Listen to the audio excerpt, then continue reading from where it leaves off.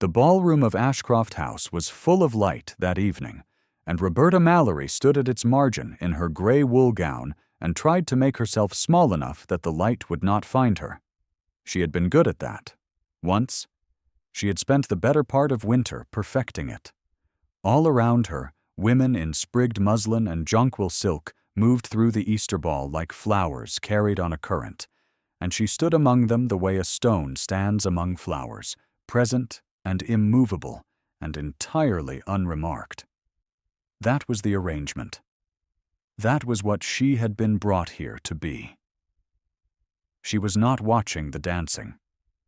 She was watching Edmund Vane, Earl of Ashcroft, who stood at the far side of the ballroom with his back very slightly turned to the assembly, as though the 30 or 40 people who had come to observe his intentions were not worth the full degree of his attention. He was 31 years old, and looked older in profile, the jaw set like something cut from pale limestone, the dark coat perfectly arranged on a frame that held itself with a discipline bordering on severity. His mother stood beside him with the composed satisfaction of a woman who has spent months arriving at a conclusion and has finally seen it vindicated. Miss Cecily Drummond stood at his other hand in white satin scattered with seed pearls, and she was lovely, and she knew it, and she smiled with the careful ease of a person who has been told all her life that she was the correct choice. Roberta had dismissed this man once. She had looked at him across a music room in February and decided he was precisely what he appeared to be. A cold aristocrat with a cold house and a cold way of occupying the same air as other human beings without seeming to notice them. She had been wrong. She had not yet known, in February, what she was dismissing. Spring was when she found out, and by then it was nearly too late. It had begun, as so many February things do, with a piano. The Drummond household had engaged Roberta in January, at the rate of £32 per annum, to instruct Miss Cecily Drummond in the pianoforte 3 mornings a week. It was not a distinguished post. Cecily was 20 and pleasant and fundamentally disinterested in music, which meant that the mornings were long and the £32 felt smaller with each passing Tuesday. Roberta had held worse positions and knew it, and she told herself so on the mornings when the Drummond drawing room's pink-papered walls seemed to press in slightly, and on the evenings when she sat in her small rented room off Cheapside and counted what remained of the month. She had been instructing young women in music for 3 years, since her father's death had left her with a good education, a genuine love of the instrument, and a very small inheritance that did not survive his creditors. She was 24 years old and had learned, in those 3 years, to hold her face still in rooms where other women's fathers had paid for everything. She had learned to walk into houses where she was neither guest nor servant, and to occupy that middle space without complaint. She wore her dark hair plainly dressed. She kept her gowns neat. She expressed no opinion about the quality of the pianofortes she was asked to teach upon, unless asked directly, and sometimes not even then. It was Cecily's mother, Mrs. Drummond, who had arranged the February recital at Ashcroft House. Lady Harriet Vane, the Dowager Countess of Ashcroft, had invited 6 young ladies of the season and their families to demonstrate their accomplishments before a small audience, and Cecily was to play 2 pieces from Clementi. Roberta attended in her capacity as instructress, which meant she sat in the 3rd row of gilt chairs and folded her hands in her lap, and did not speak unless spoken to, which she was not. The music room at Ashcroft House was the finest she had ever been inside. The pianoforte against the far wall was a Broadwood grand of evident quality, its case inlaid with satinwood, and it sat in a room that had been designed around the understanding that music was a serious undertaking. Roberta noticed it the way she always noticed a fine instrument, with a brief, precise recognition that she suppressed immediately, because it was not her place to notice anything in this house. She noticed also the locked doors on either side of the Broadwood, which led, she assumed, to adjoining rooms that had been closed for the event. And she noticed Edmund Vane. He entered last and stood at the back throughout, arms crossed, face carrying that carved stone expression she would come to know later as not indifference, but something considerably more costly. He watched the performances without visible response. He looked, once, at Cecily during her Clementi pieces, and the look was measured and informative, and told Roberta nothing except that a man of his rank was expected to be here, and had come, and was enduring it correctly. He did not look at Roberta. She decided, in the space of that single evening, that he was precisely what the season produced in excess, a man of great consequence and very little inner life. And she set him aside in her mind the way one sets aside a piece of furniture that is too heavy to move. He had nothing to do with her. She was 32 pounds a year and a third-row chair. Lady Harriet spoke to Roberta exactly once that evening. "Miss Mallory," she said near the end, with the particular courtesy that is not quite courtesy, "you must be gratified that Miss Drummond performs so creditably." It was the kind of sentence that sounds like a compliment and lands like a reminder. Roberta thanked her and understood she had been told where she stood. She filed that understanding away and returned, the following Tuesday, to the pink drawing room and Cecily's indifferent scales. What happened in March happened on a Wednesday, in the kitchen passage of the Drummond house. Roberta had arrived early, a habit formed over 3 years of needing to be reliable in places that required reliability. She had come in through the side entrance, as was her custom, and was crossing the passage toward the back stairs when she heard the housekeeper, a woman named Mrs. Price, speaking in a voice of absolute conviction to a small girl pressed against the wall. The girl was Agnes, one of the kitchen maids, 11 years old, with 2 front teeth coming in at slightly different angles, and a way of standing that suggested she had learned early to take up as little space as possible. She was being accused of breaking a small blue and white china dish, and the accusation was delivered in the particular tone that does not require evidence, because the speaker's authority is evidence enough. Agnes had not broken the dish. Roberta knew this because she had been present the previous week when one of the footmen had knocked it from the shelf and replaced it badly, and she had said nothing because it was not her position to notice, and now she stood in the passage and felt that reasoning turn to ash in her chest. She said, clearly and without heat, "I was here last Wednesday when the dish was displaced.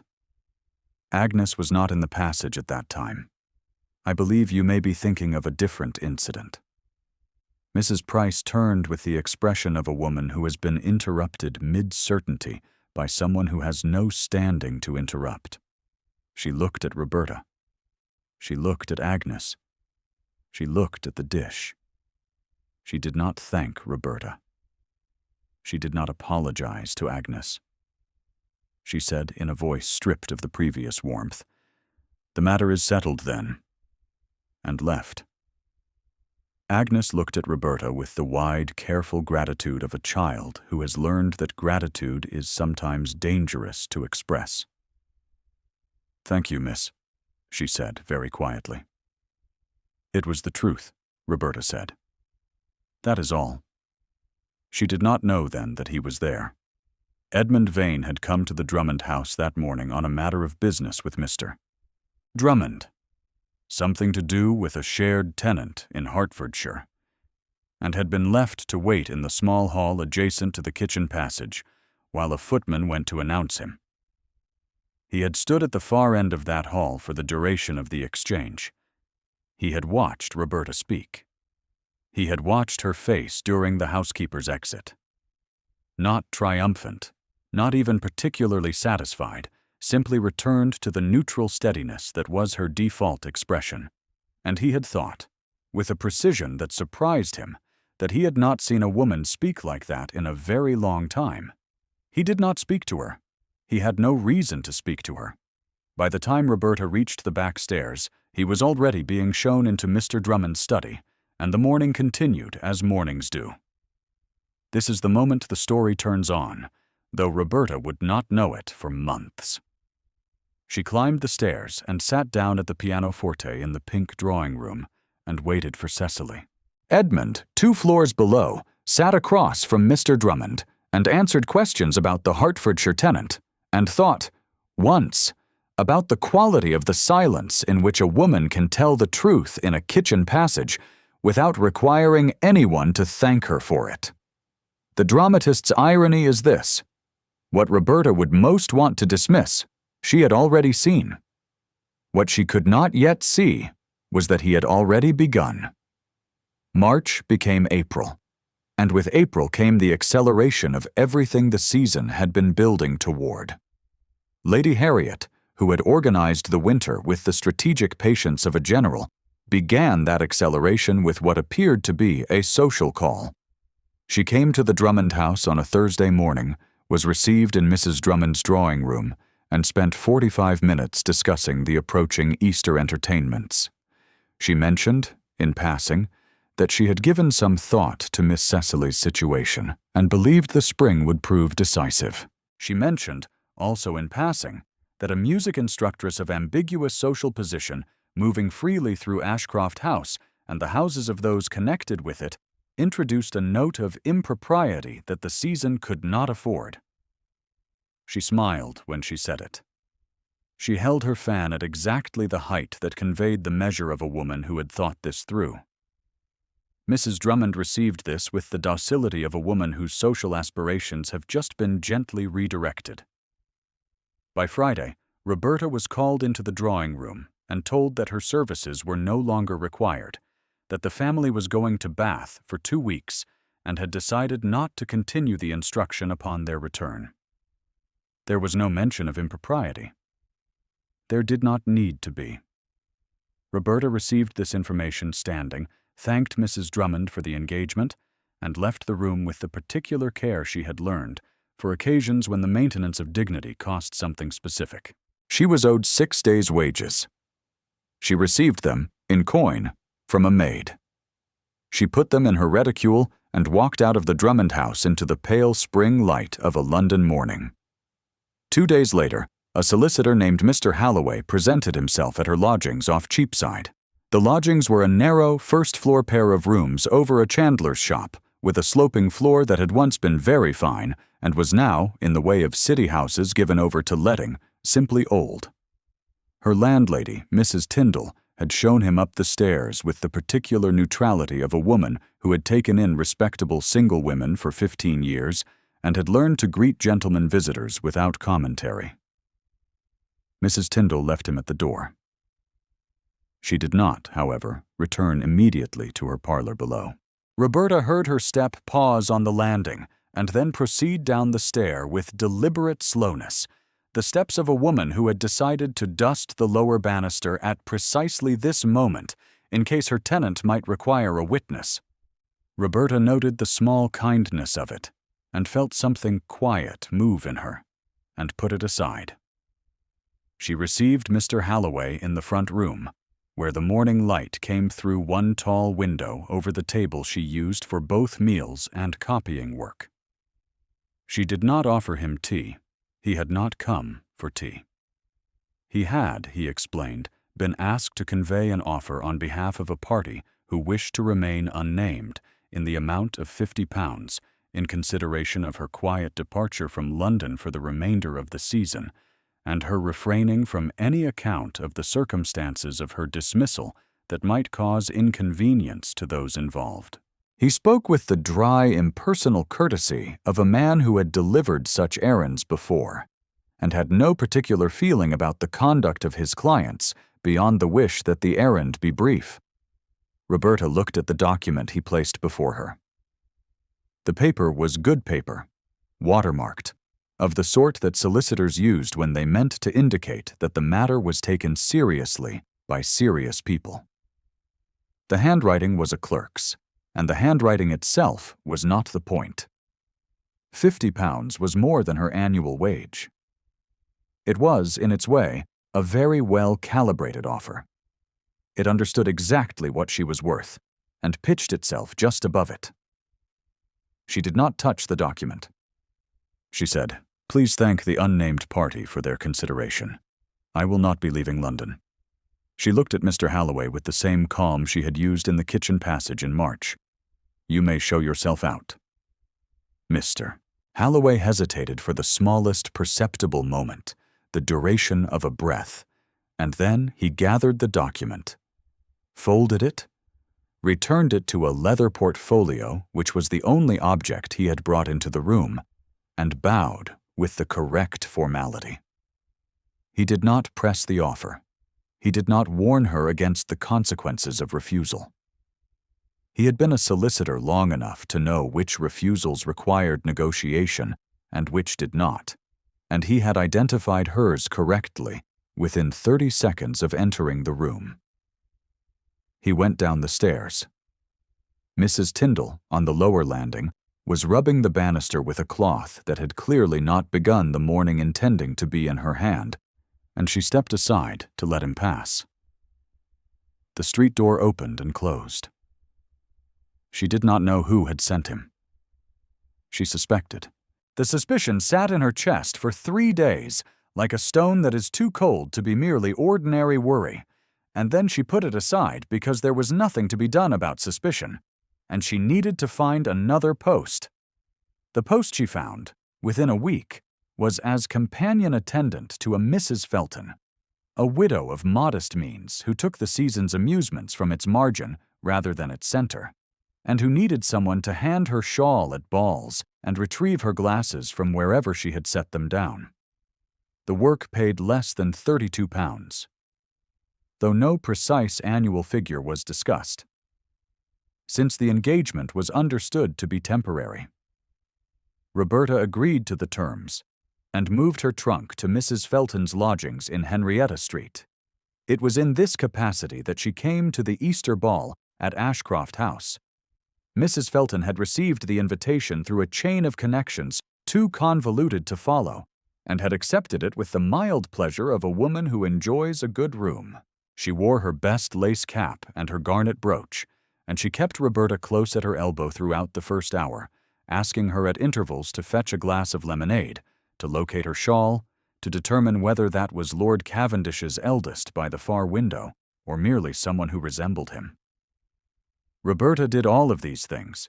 She wore her gray wool gown, which was the best she had, and she kept her face steady, and she stood at the edge of the ballroom and watched the spring unfold without her. Lady Harriet's voice reached her from across a cluster of guests, carrying the particular projection of a woman who has learned that being overheard is sometimes more useful than speaking privately. "Poor creature," Lady Harriet said, to whoever stood nearest. "A music instructress dismissed for conduct unbecoming, and still clinging to the season's edges. One does feel for girls of that sort. One really does." The two women with her made the appropriate sounds of sympathy.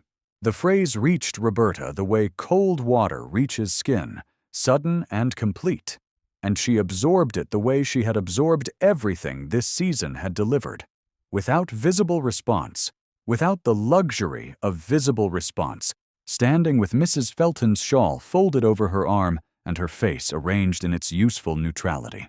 She had been dismissed for conduct unbecoming. That was the accounting. She had told the truth in a kitchen passage and refused £50 to be quiet about it. And the accounting was conduct unbecoming.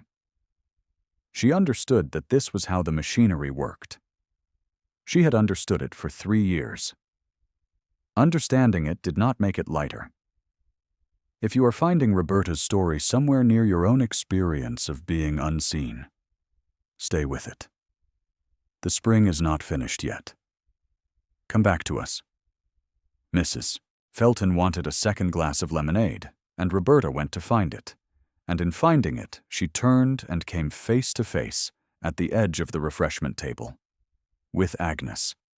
The girl had been brought as part of the Drummond household's borrowed staff for the evening and she stood at the table's end, arranging glasses with the focused attention of a child who has decided that if she does her task well enough, no one will notice her.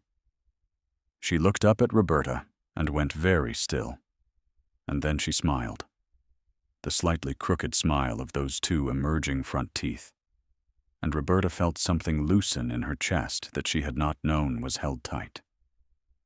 "Are you well?" Roberta asked quietly, so that no one at the table could hear. "Yes, miss," Agnes said. "I'm kept on." No one said why. She paused. "I thought you might like to know." Roberta thought about that on the walk back across the ballroom with Mrs. Felton's lemonade. Someone had seen to it that Agnes kept her position after the disruption.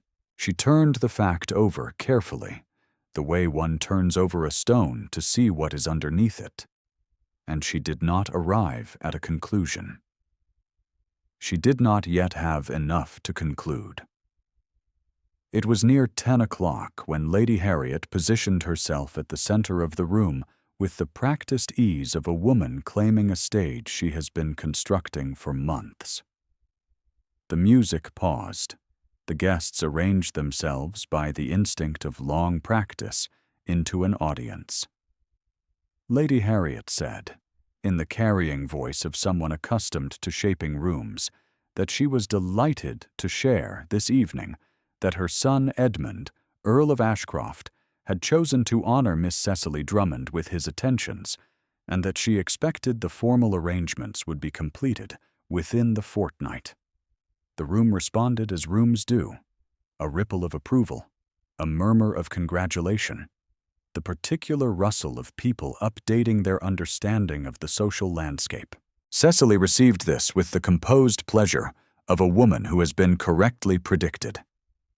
She inclined her head. She was beautiful. She was exactly what the season's logic produced. Roberta looked at Edmund. He had not moved during his mother's announcement. He stood with the stillness she had catalogued in February, the carved limestone stillness she had decided was absence. He was looking at his mother with an expression she could not read from across the room, and then he looked up, and across the ballroom. Without any particular reason that the social geometry of the moment could explain, his gaze found hers. She did not know what he was looking for. She did not know what he found. She looked away first, because there was no version of this evening in which she was permitted to hold the Earl of Ashcroft's gaze across his own ballroom, and because she was already exhausted by what it had cost her to stand here in her gray wool gown and be named, in his mother's carrying voice, a cast-off. Edmund Vane had known what he was going to do for 3 weeks. He had known it since the evening in the 4th week of March, when he had gone, alone, to the music room at Ashcroft House and unlocked the door on the left side of the Broadwood Grand, which opened into a small sitting room where his first wife's portrait hung, turned to the wall, where it had been turned since her death. He had stood in front of that reversed canvas for a long time. Eleanor had died in childbed, in the 4th year of their marriage, in the December before last. He had not, in those 4 years, been warm enough, present enough, capable enough of anything that resembled openness, and he had watched her grow quiet and distant in the way that he had always assumed was her preference, rather than a reflection of his own practiced unavailability. And by the time he understood what he had been looking at, she was gone. The child had not survived. He had spent 13 months believing that what he was, a man incapable of warmth by some structural failure he could not name or remedy, was fixed. He had spent those 13 months arranging his life around that belief, which was also, in its way, a form of protection. He would not do to another woman what he had done to Eleanor by being precisely what he was. He had told himself this. He had told his mother something considerably more abbreviated, which was that he was not yet prepared to consider remarriage, and she had received that information with the patience of a woman who intends to wait.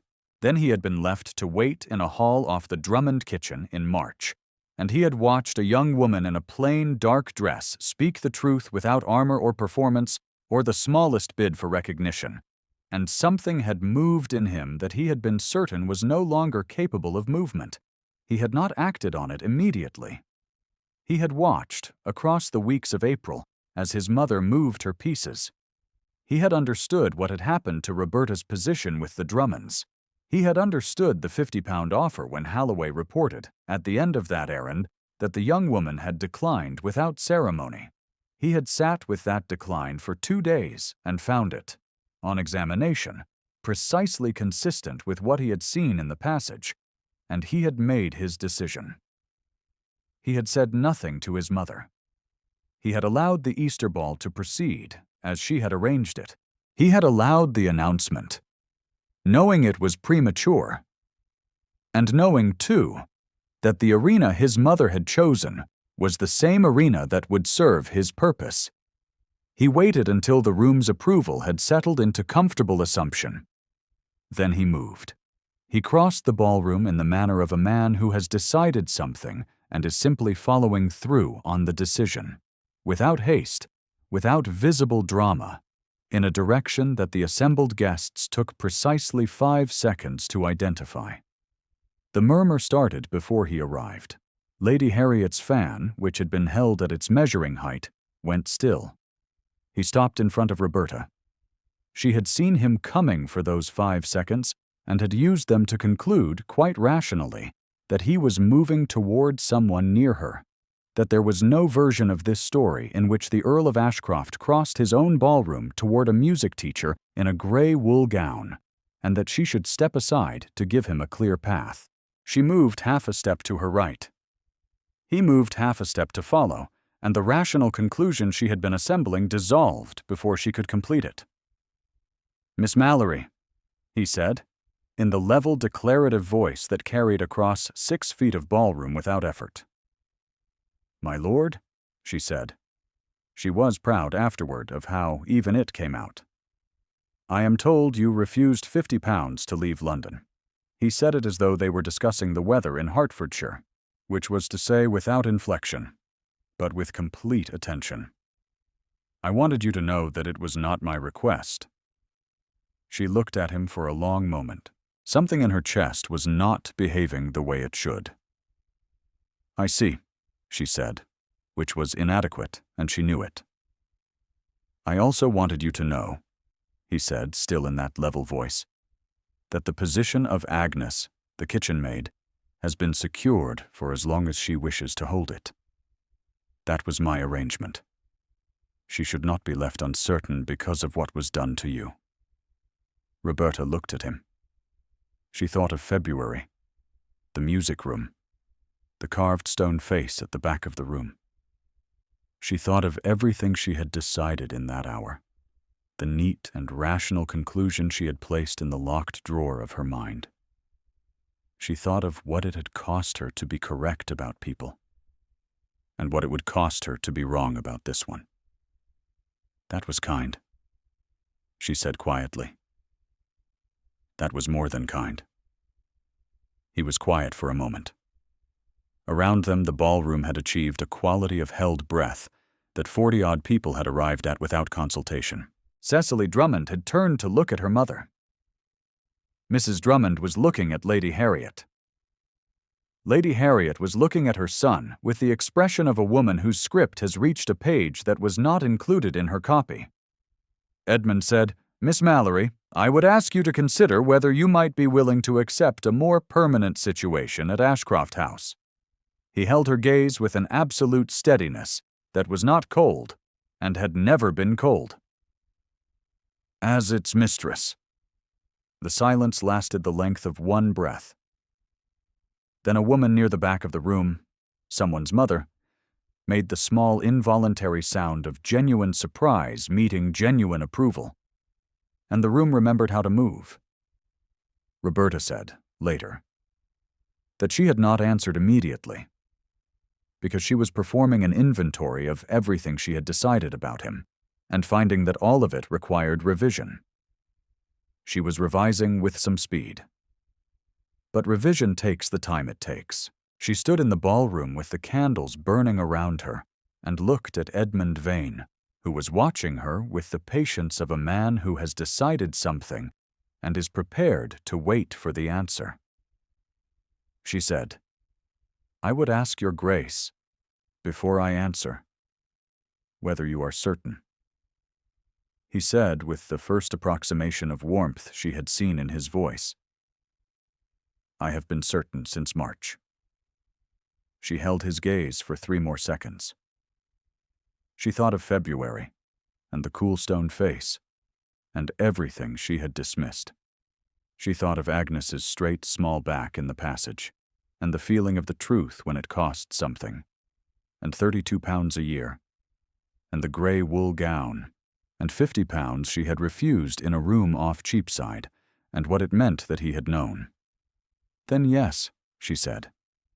"I believe I am certain as well."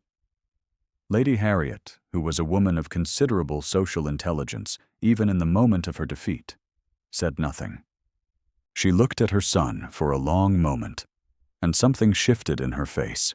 Not yet remorse, not yet anything so soft as that, but a recognition that the calculation she had been so confident of had met something her categories had not accounted for. She inclined her head. It was a small motion. It was a correct one. Cecily, beside her, had withdrawn half a step with the grace of a woman who has been trained for every social contingency except the one that has just occurred. She was dignified. She was, in fairness, genuinely dignified. She looked at Edmund without rancor, the way a person looks when they have understood something clearly, that they would have preferred to understand differently.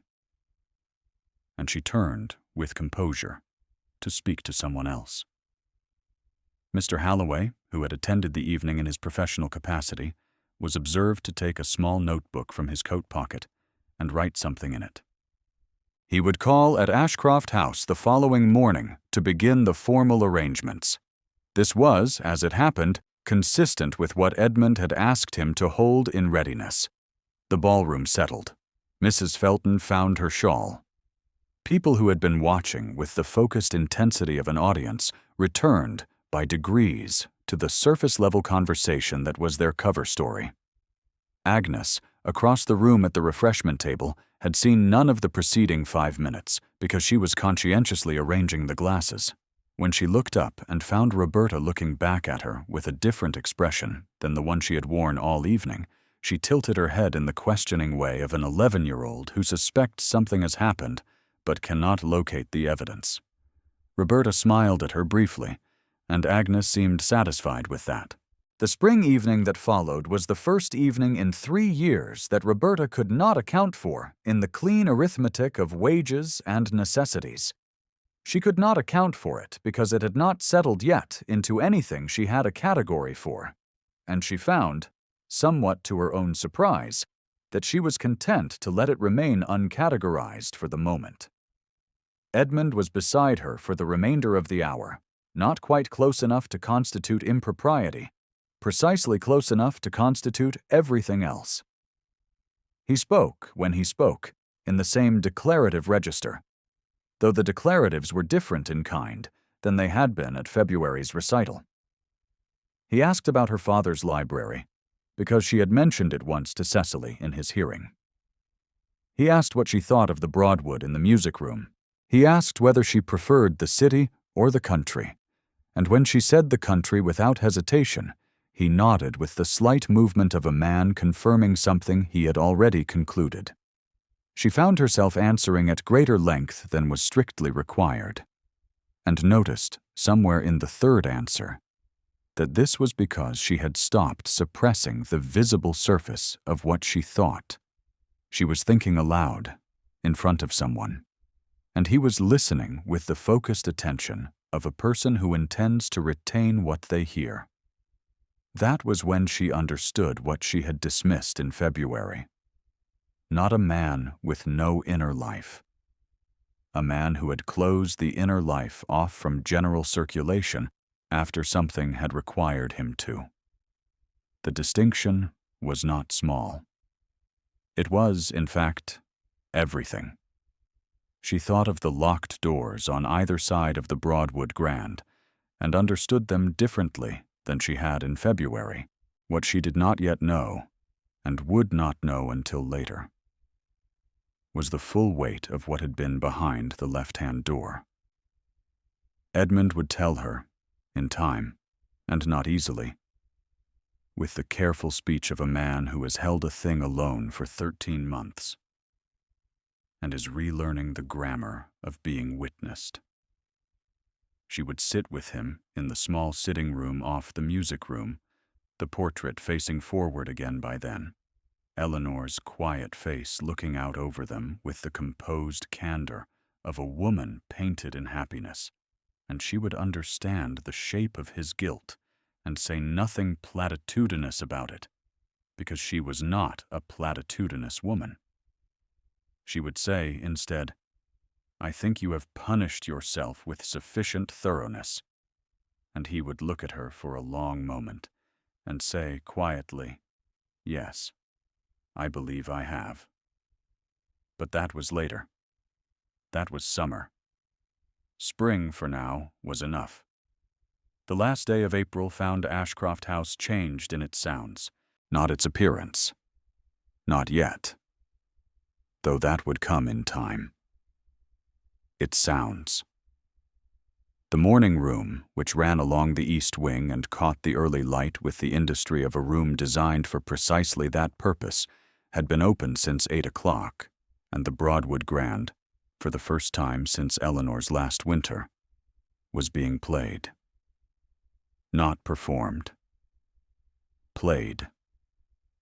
There is a difference, and the house recognized it. Roberta had gone to the piano at 8:20 when Edmund was in the library reviewing the Hertfordshire correspondence, and she had opened the lid with the particular care that is the first gesture of a musician approaching an instrument she respects, and she had set her hands on the keys and begun from the beginning of a Haydn sonata she had known since she was 16, and the notes had gone out into the morning room with the warmth and directness of something that had been waiting. Agnes appeared in the doorway at some point during the second movement, drawn by the sound the way children are drawn by things that mean the world is operating correctly. She stood there with a small cloth in her hand, formally on duty, informally entirely stationary, and listened with the whole-body attention of a person for whom music is not an accomplishment, but a fact. Edmund appeared later, during the third movement. He did not enter the room. He stood in the doorway as Agnes had stood, though Agnes had since continued about her business in the way of practical people who have absorbed what they needed and moved on. He stood in the doorway until the movement ended, and then he stepped inside. Roberta completed the phrase she was playing, a small resolution, the kind that lands and settles, and then she set her hands in her lap and turned to look at him. He was looking at the piano. He was looking at the room. He was looking at the morning light coming through the tall east windows in the particular way that April light comes through east windows, level and unhurried, and full of something that February cannot produce. He looked at Roberta. "Continue," he said, in the command register that she had catalogued weeks ago as coldness, and understood now as the register in which he said the things that mattered to him most. She turned back to the piano. She set her hands on the keys. She continued. The Haydn resolved itself into the morning, and the morning into the season, and the season into the particular warmth of a spring that had decided, finally, to arrive. Outside the tall east windows, the London plane trees along the Ashcroft House garden wall were putting out their first leaves, that specific new green of things that have endured winter and come through it with something still intact. And the light fell on those leaves and fell through the windows and fell on Roberta's hands as she played. And it was quiet, and it was enough, and it was home. Roberta Mallory had dismissed a man in February, in a room she was barely permitted to enter. from a chair in the third row that had nothing to do with her. She had been wrong about what she saw. Spring had corrected the record, as spring does, quietly and without asking permission, by replacing one kind of light with another and making it possible, at last, to see. If Roberta's story moved you, we would be glad to know which moment stayed with you. Leave it in the comments, and come back for the next story. There is always another spring on its way.